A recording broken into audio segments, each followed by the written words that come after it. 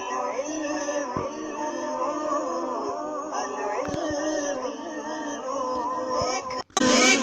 اللہ الرحمن الرحیم الحمدللہ عز وجل. ہم النحو الکبیر پڑھ رہے ہیں. آج ہم انشاءاللہ عز وجل النحو الکبیر سے مفعول لہو کے تعلق سے پڑھیں گے.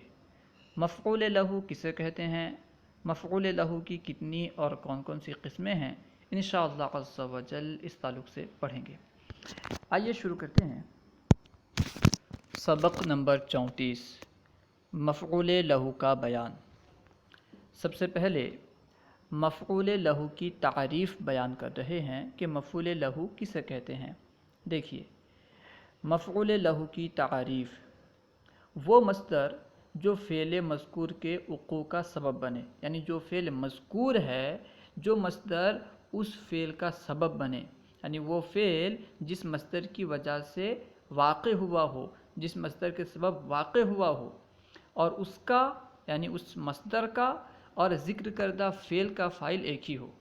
یعنی ایسا مصدر جو فعل مذکور کا سبب بنا ہو، فعل مذکور کے وقوع کا سبب بنا ہو، نیز اس مصدر کا فاعل اور جو فعل مذکور ہے اس کا فاعل ایک ہی ہو، ایسے مصدر کو مفعول لہو کہتے ہیں. اب مثال دیکھیے، انشاءاللہ عز وجل بات واضح ہو جائے گی. جیسے ضربت زیدن تادیباً، میں نے زید کو ادب سکھانے کے لیے مارا. اس مثال میں تادیباً مصدر ہے، ضربت زیدن تادیباً میں تادیباً مصدر ہے.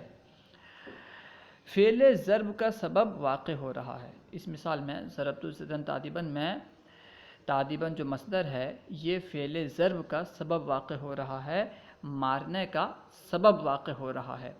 کیوں مارا؟ ادب سکھانے کے لیے. نیز ضرب اور تادیباً کا فاعل ایک ہی ہے، یعنی متکلم.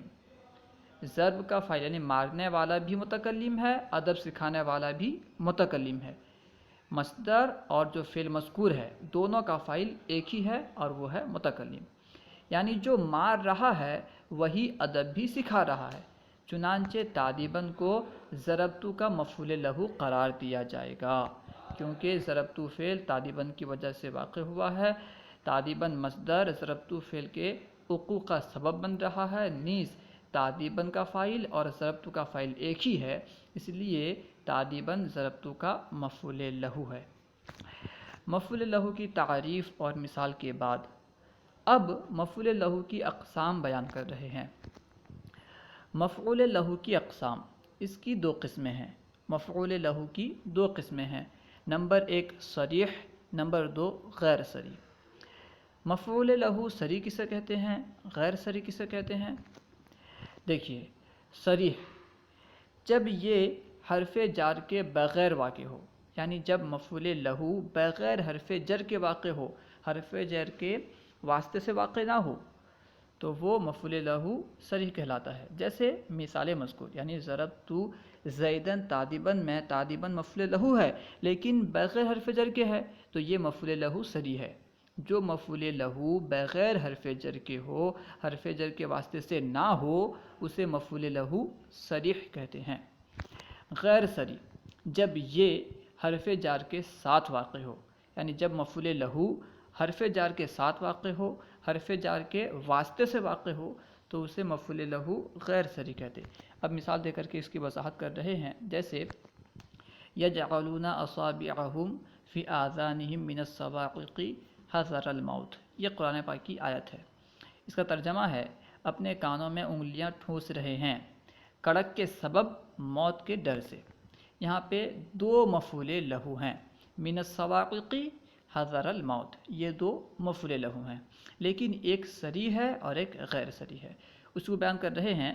مذکورہ مثال میں حذر مفعول لہو صریح اور من الصواعق غیر صریح ہے. حذر الموت میں جو حذر ہے یہ مفعول لہو صریح ہے کیونکہ بغیر حرف جر کے واسطے سے واقع ہو رہا ہے، اور من الصواعق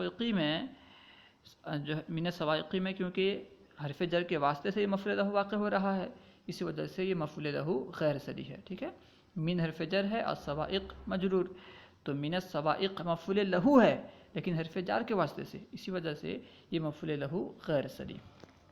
نوٹ: مفعول لہو چاہے صریح ہو یا غیر صریح اپنے عامل سے پہلے آ سکتا ہے، یعنی مفعول لہو جو ہے یہ عامل سے پہلے آ سکتا ہے، اسے عامل پر مقدم کر سکتے ہیں۔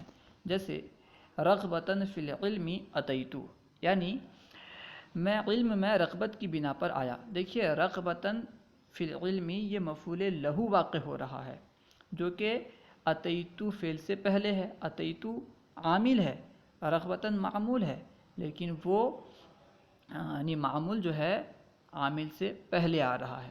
مفعول لہو چاہے صریح ہو یا غیر صریح وہ عامل سے پہلے آ سکتا ہے، اسی وجہ سے رغبتاً یہاں پہ پہلے آ گیا ہے۔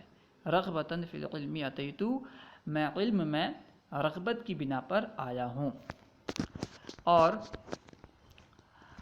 وللتجارتی سافرتو، میں نے تجارت کی وجہ سے سفر کیا۔ للتجارتی یہ مفعول لہو غیر صریح کی مثال ہے، اور رغبتاً فی العلم اتیتو مفعول لہو صریح کی مثال ہے۔ رغبتاً فی العلم اتیتو میں مفعول لہو صریح عامل سے پہلے آیا ہے، اور للتجارتی سافرتو اس مثال میں للتجارتی مفعول لہو غیر صریح عامل سے پہلے آیا ہے۔ اب مشق دیکھیے، مشق حل کرنے کی کوشش کرتے ہیں۔ مشق: درج ذیل عبارات میں موجود مفعول لہو کی پہچان فرمائیں، یعنی کون مفعول لہو ہے، اور قواعد کی نشاندہی کریں۔ نمبر 1، ولا تقتلوا اولادکم خشیۃ املاق۔ ولا تقتلوا اولادکم خشیۃ املاق یعنی اپنی اولاد کو تنگ دستی کے خوف سے قتل نہ کرو۔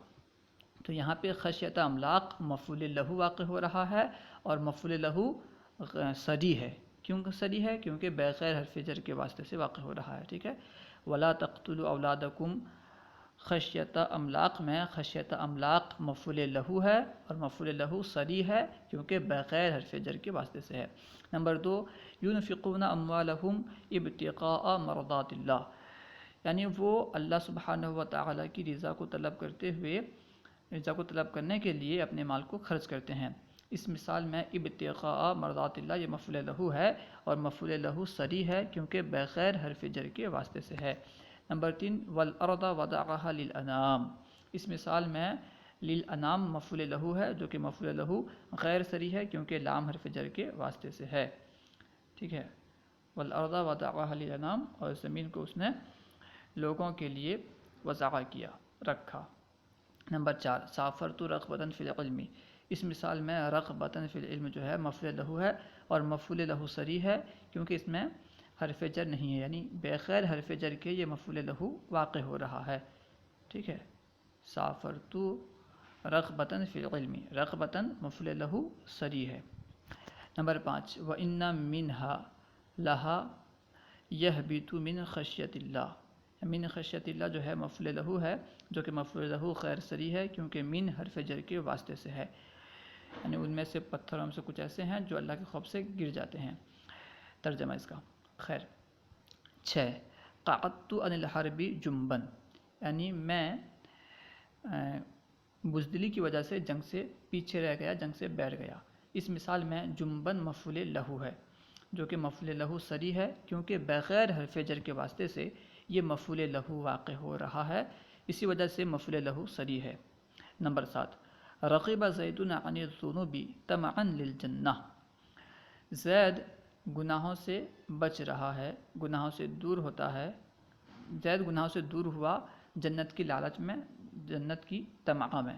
اس مثال میں طمعا یہ مفعول لہو ہے، اور مفعول لہو صریح ہے کیونکہ بغیر حرف جر کے واسطے سے مفعول لہو واقع ہو رہا ہے۔ نمبر 8، نمت للاستراحۃ، یعنی میں راحت کے لیے سویا، راحت کے لیے میں سویا۔ اس مثال میں للاستراحۃ مفعول لہو ہے جو کہ مفعول لہو غیر صریح ہے کیونکہ حرف جر کے واسطے سے مفعول لہو واقع ہو رہا ہے۔ نمبر 9، بکیت خوفا، یعنی میں خوف کی وجہ سے رویا۔ اس مثال میں خوفا مفعول لہو ہے، یعنی خوفا کی وجہ سے بکیت فعل واقع ہوا ہے، اور خوفاً مفعول لہو صریح ہے کیونکہ بغیر حرف جر کے واسطے سے یہ مفعول لہو بن رہا ہے۔ نمبر 10، قمت اکراما للاستاذ، یعنی میں اپنے استاد کی تعظیم کے لیے کھڑا ہوا۔ اس مثال میں اکرامن مفعول لہو ہے جو کہ مفعول لہو صریح ہے کیونکہ بغیر حرف جر کے واسطے سے مفعول لہو واقع ہو رہا ہے۔